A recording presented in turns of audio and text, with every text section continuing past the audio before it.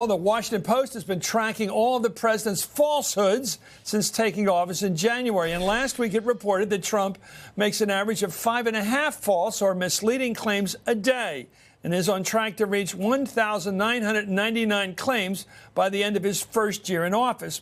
Well, here are a few of his favorite, most repeated claims. Let's watch.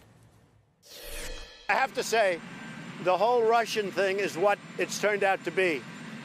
This was the Democrats coming up with an excuse for losing an election. The whole Russian thing was an excuse for the Democrats losing the election, and it turns out to be just one excuse. Obamacare is a disaster. It's virtually dead. As far as I'm concerned, it really is dead, and I predicted that a long time ago. President Obama, after a long period of time, was able to finally push it through, but push through something that's now failed. Really failing badly. So the insurance companies have made a fortune with Obamacare, an absolute fortune. Obamacare is a wreck. It's a mess. It's destroying lives. Obamacare is finished. It's dead. It's gone. It's no longer, you shouldn't even mention, it's gone.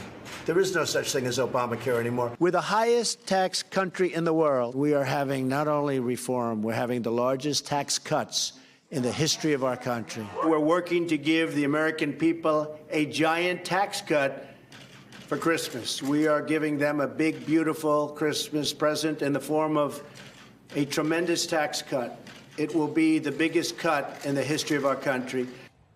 We're back now with our panel, Shannon Pettypiece, Dana Milbank, and Jason Johnson. Jason, this end, from your end, why does he do this? Does it matter? Does truth matter? Listen, Moynihan has said you're entitled to your own opinion, not your own facts, but he has his own facts. He has his own facts, but also we're in a unique place as far as his support base. He has a support base that is absolutely convinced that no matter what Trump says, that his intentions to do it are more important than if he accomplishes it. And almost no politician has ever had that much elasticity. He can say, I want to do this, and no matter what he doesn't accomplish, his supporters are like, hey, he tried, but Congress stood in his way. But he does have a Greek chorus. He has Fox and Friends. He's got Hannity at night. He does have people, Laura Ingraham. They tend to say, yeah. Well, amen. Most of the time. He's operating within that echo chamber. And I also think it's true that it's not clear to me that he knows that the things he's saying are not true. Like, he seems to believe that whatever the last thing Did he believe Obama was an illegal immigrant? Who knows what's actually going on? Well, I'm asking you. You said you think he might believe it. Did he believe that? The guy who wrote his autobiography with him says he's a guy who seems to believe that whatever he says is true, or at least ought to be true. And I think that's why in our Washington Post count, you see there were 50 different lies or falsehoods that he said more than 30 times a piece. So it's just part of the program. It's what he does. Down south they say it'd like to rain. Yeah. He'd like the rain. I just got to think he'd like it to be the truth. It's like, how do we know what he'd like to believe? I mean, I think he says things in his own interest. He could sell a car that was a junker, a lemon, and tell you this is the best car that was ever on wheels. Right. He could sell a house like that. It's a salesman. But I think it's the salesman. It's the overstatement. The claim that is only in his interest to make. It has nothing to do with the truth. Right. And one that kind of stuck with me from his real estate days was he used to say he was the biggest real estate developer in New York, when he knew that wasn't the case. And it was almost bizarre because one of his closest friends, Richard Lafrac, was a much bigger real estate developer in New York. I mean, Mort Zuckerman. There are a lot of bigger guys than him. He would go around saying that he was a bigger real estate developer than one of his closest friends. They laugh at him when you bring it up with these guys. So I think some of it's marketing. But to Dana's point, too, I think sometimes his staff has spun it and twisted it in a way that it was the biggest inauguration crowd. I think he's like Liberace was the world's greatest pianist. Anyway, the president has also exaggerated how great his presidency has been. No surprise there. Let's watch. There has never been a presidency that's done so much in such a short period of time. We're unleashing a new era of American prosperity, perhaps like we've never seen before. We had the biggest audience in the history of inaugural speeches. In the last 10 months, we have followed through on one promise after another. I didn't have a schedule, but if I did have a schedule, I would say we are substantially ahead of schedule. I don't have a schedule. But if I did have a schedule, that would be also better than anybody else's. You wonder what this guy's golf card looks like when he's, his game. Oh, see how I did. 3, 2, 1. Well, And he grades himself along the way, too. Yeah. And he gets an A+ for everything, including the response to the hurricane. Is he a part of our new culture? Everybody gets a trophy. right. Well, Starting with me, I mean, being me. someone gave me the advice once on your, annual performance review.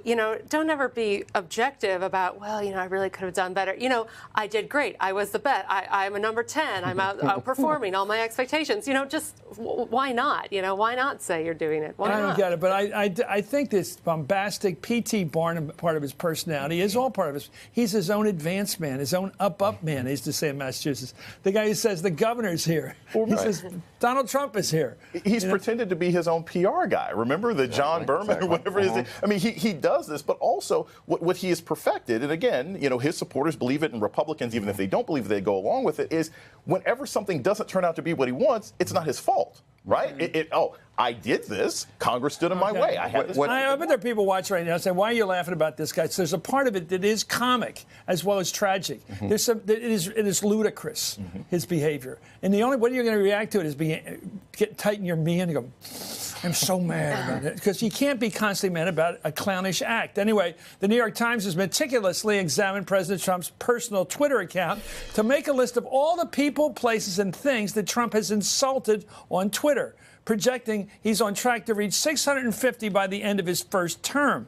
Please, how about just term, okay? He hit nearly all his favorite targets in one tweet 2 weeks ago. Quote, does the fake news media remember when crooked Hillary Clinton, as Secretary of State, was begging Russia to be our friend with the misspelled reset button? Obama tried also, but he had zero chemistry with Putin. Why aren't the NFL players hashtag stand for our anthem? How did you miss the NFL players in that too? Yeah. I think the greatest tragedy of Twitter going to 280 characters is he's doubled our chances of going to war. The fact that the president has 6:30 in the morning he starts. And the tendency. Do you know when he gets the Post in the morning, the Washington Post?